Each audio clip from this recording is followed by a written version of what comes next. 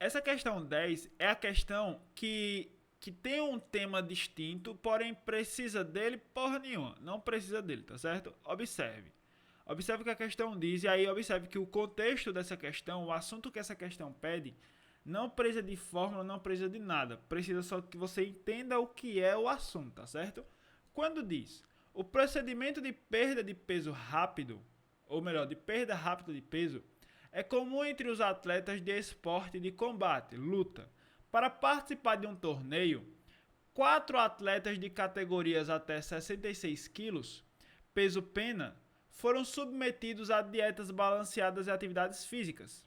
Realizaram 3 pesagens antes do início do torneio.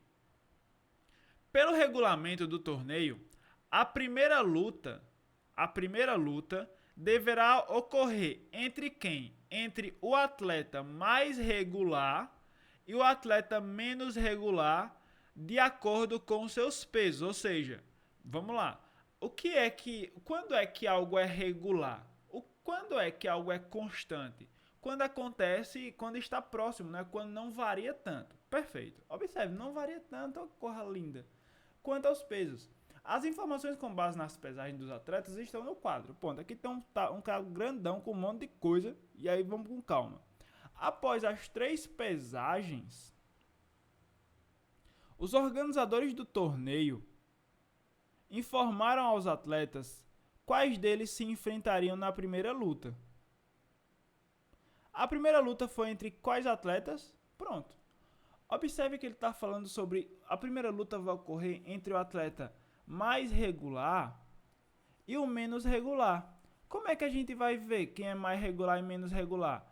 A gente vai olhar para um tema que se chama desvio padrão. Ah, professor, mas você não falou isso na aula, porque não é necessário, só precisa da teoria. O que é o desvio padrão? É uma medida de dispersão. O que é dispersão? Dispersão é quando nós temos valores e a gente vai medir se esses valores eles sofreram mudanças bruscas, palavra bonita da bexiga, não sei se eu falei certo, sofreram variações muito grandes ou elas tiveram um padrão de mudança, certo? E aí, o que acontece? Quando o desvio padrão ele é alto, isso significa dizer que os valores sofreram muitas variações, certo? Quando o desvio padrão é baixo, então significa dizer que os valores sofreu uma variação pequena. E essa variação grande ou pequena refere-se ao quê? A algo que é mais regular, algo que é menos regular, certo? Outra coisa de analisar essa questão era em relação aos pesos, tá certo? Veja um detalhe aqui. Então, ó, perceba que o desvio padrão menor é esse desvio padrão 4,08, certo?